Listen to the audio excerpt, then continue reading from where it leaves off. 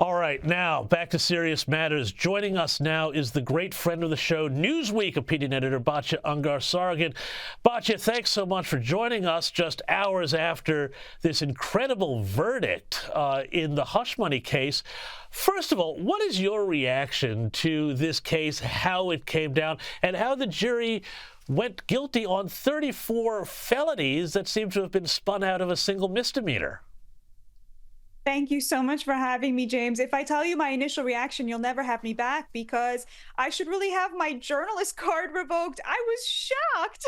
I was certain that the jury could see through this nonsense. I mean, there were two lawyers on the jury.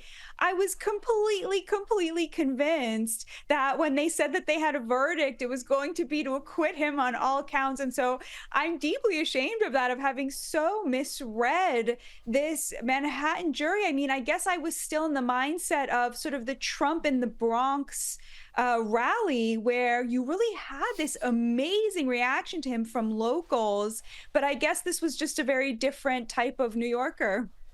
Well, yeah, and I mean, this brings up another question. It ties into something we've spoken a lot about. How much of this case and the verdict of it, this is basically, it all goes back to that 2016 election, which the left lost their minds over and are still obviously not over. How much of this is kind of a revolt of the elites against ordinary Americans? Oh, it's entirely that. And, people on the right tend to think that, this is all coordinated. Joe Biden is giving directives to the Justice Department and, to the Russiagate hoax and here and there, and that it's all sort of coming from the top. The truth is actually much more sinister, which is that each of these people, each of these district attorneys and judges and people in the deep state and people in professional jobs have main character syndrome coupled with elite class solidarity. And that is what you're really seeing here. Alvin Bragg is the perfect example of this. Nobody told him to do that, I don't think. I just don't think that happened because I don't think that was necessary, James. And the truth is actually much more dangerous for our country, which is that there are all of these self-appointed little Eichmanns, sitting there thinking that it is their job to personally rid this country of the person who represents the working class, because it is a revolt of the working class against the elites. That's what Donald Trump represents. And so you have all of these people who are behaving in a coordinated, zombified way against him, but it comes down to class solidarity of the elites against the everyman. Well, this is a fascinating thing, too, because before the verdict came down, we saw this amazing scene where Robert De Niro, who's played a lot of everyman characters, but is filthy, stinking rich. He launched a tirade against Donald Trump outside the hush money court this week. Have a look at this. Donald Trump wants to destroy not only the city, but the country, and eventually he could destroy the world.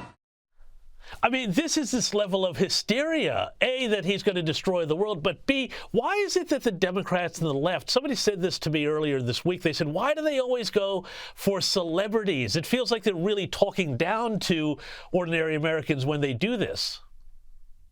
It's so amazing because the trajectory of that Robert De Niro appearance was the trajectory of the Democrats, right? He starts out acting like he is the hero of the everyman, when in fact he is unbelievably wealthy. He then proceeds to lecture them that they should choose his preferred candidate, and that the preferred candidate of the American working class is a danger to this country, when the truth is it's a danger to him and his wealth.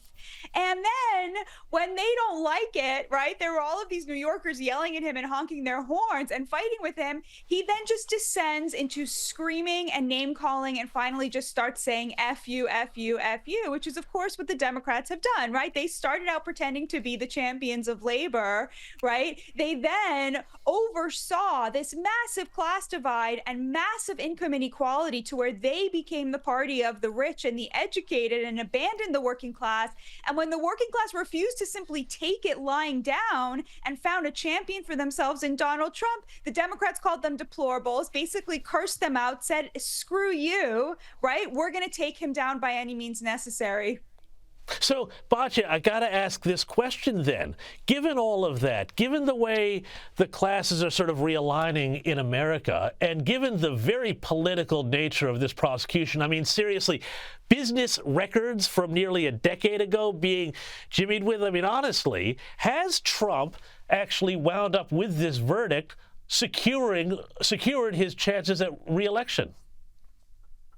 I didn't see how he could lose before the verdict, and it's even harder to see that now. I mean, anything is possible. We're still, 4 months out or what have you. He hasn't picked a VP yet. We don't know who he's going to pick as a running mate.